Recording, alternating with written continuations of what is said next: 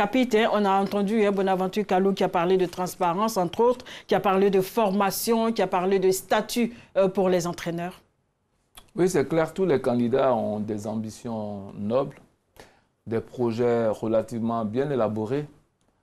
Mais ce que je dis toujours et qui est simple, hein, ce type d'épreuve fait appel d'abord à la conscience, à la fois de ceux qui se présentent qu'à ceux qui doivent choisir.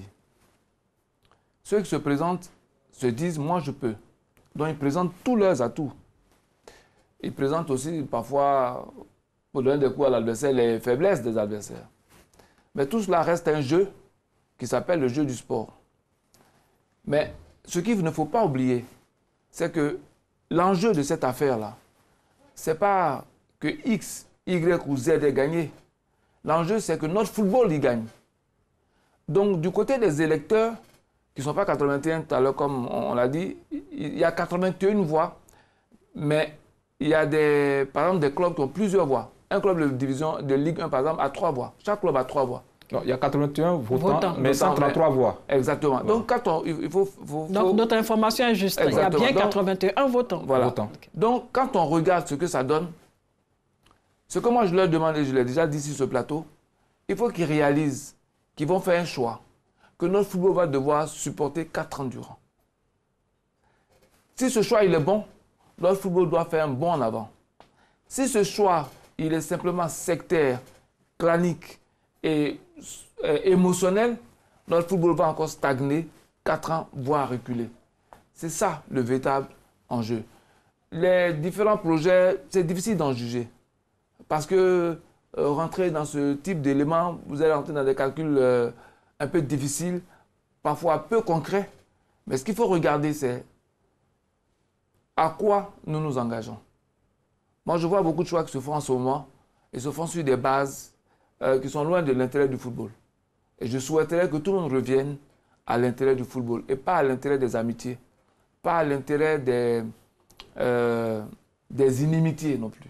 Parce que je vois que je n'aime pas X, j'étais en désaccord avec Y. C'est ça que tout le monde regarde. Non, ce qu'il faut regarder, c'est qui a les meilleurs éléments aujourd'hui, la meilleure équipe pour conduire notre football vers des choses qui font avancer ce football. Le football moderne n'est plus ce que le football était avant. Et je regarde, beaucoup de promesses relèvent du football d'avant. Beaucoup de promesses relèvent du football d'avant. Pourquoi?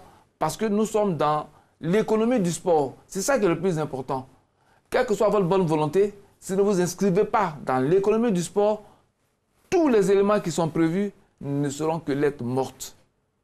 Il faut pouvoir avoir les moyens de ses ambitions. C'est-à-dire que la fédération soit capable, par ses spectacles, par tout ce qu'elle organise, par ce que les clubs font, par tout ce qui est fait, de générer les ressources qui vont couvrir l'ensemble des activités qui sont promises. Toutes les activités qui sont promises. Ce n'est donc pas, un exercice qui est simple, c'est un exercice qui est difficile, mais comme le frère Nolou l'a dit, il faut que tout le monde comprenne qu'il s'agit du football, il ne s'agit pas de palabres. Le football, c'est un sport. Et même le choix du président de la fédération, c'est un jeu sportif. Il y en a un qui va remporter. Et l'esprit de fair play doit prévaloir. Il faut que tout le monde comprenne que tout ce qu'il y a comme mot qu'on entend en ce moment ne mérite pas d'être là. On est en sport. D'accord. Merci beaucoup à vous, Capitaine Bakayoko. Merci.